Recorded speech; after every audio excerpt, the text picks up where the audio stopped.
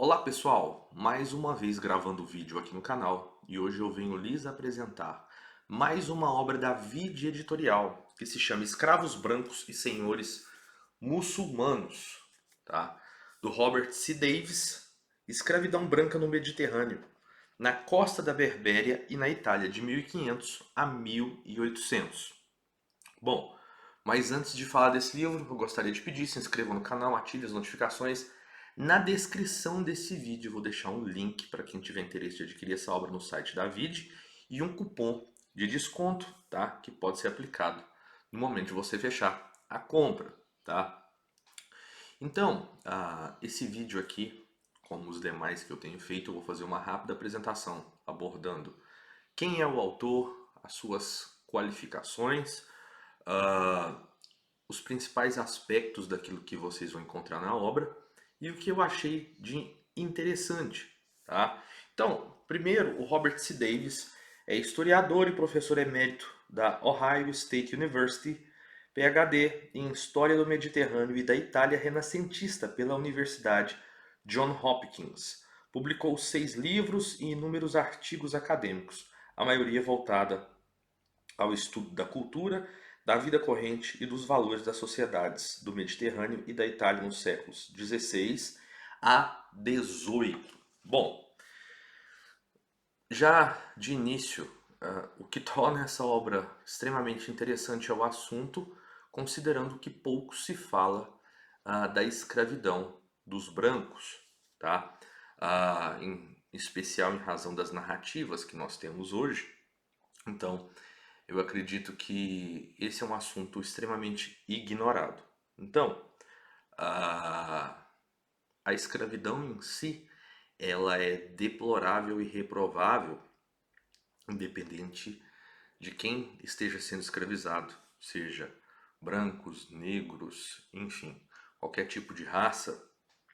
Mas nós temos uma narrativa predominante no sentido de que só as pessoas brancas, só os homens brancos teriam atuado na escravidão, e pouco se fala desse tema. Então, o autor aborda esse livro dividindo ele em 3 partes.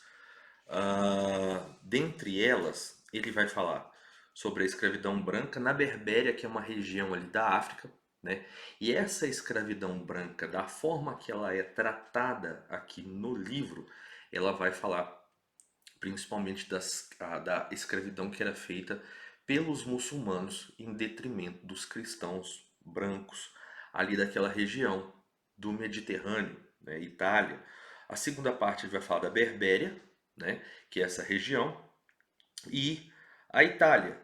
Dentro desses capítulos, ele vai falar sobre a captura e comercialização deles, o trabalho escravo, como que era a vida do escravo. Nesse ponto da vida do escravo, ele pega vários diários, né, de padres que atuavam no resgate desses escravos, tá? Depoimentos dos escravos, porque como a gente bem sabe, a maioria das pessoas era analfabeta, mas elas contratavam escribas para mandar cartas para suas famílias, para que elas pudessem auxiliar no seu resgate, no pagamento do seu resgate.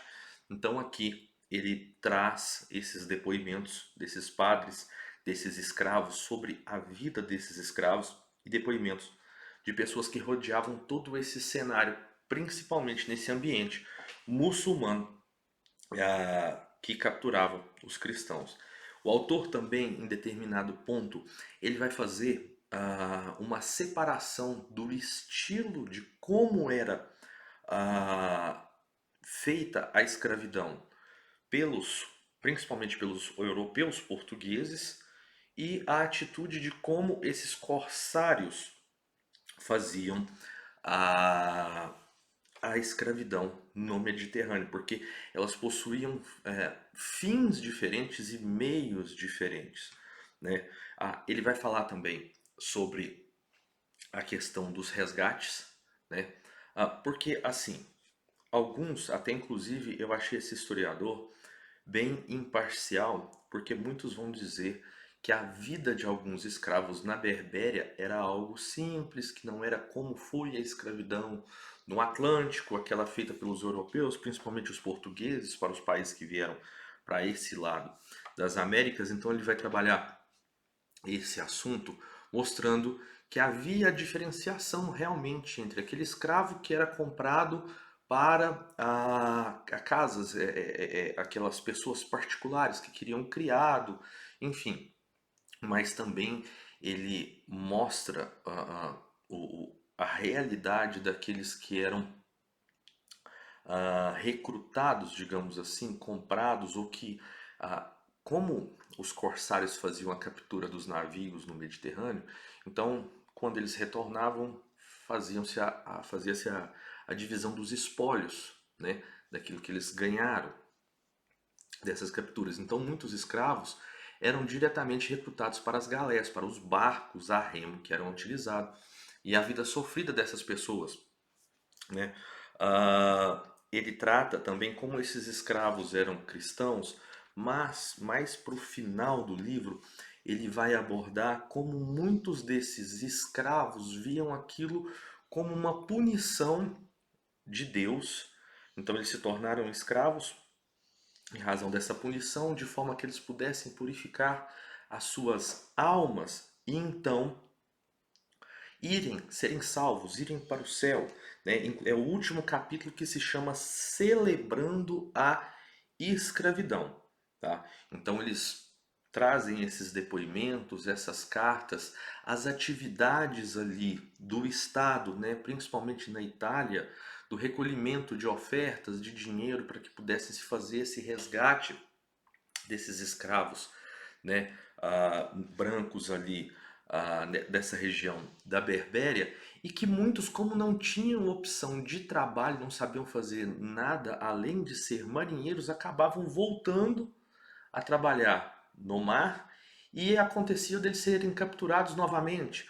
Ele vai falar das situações daqueles que eram capturados como sendo nobres, né?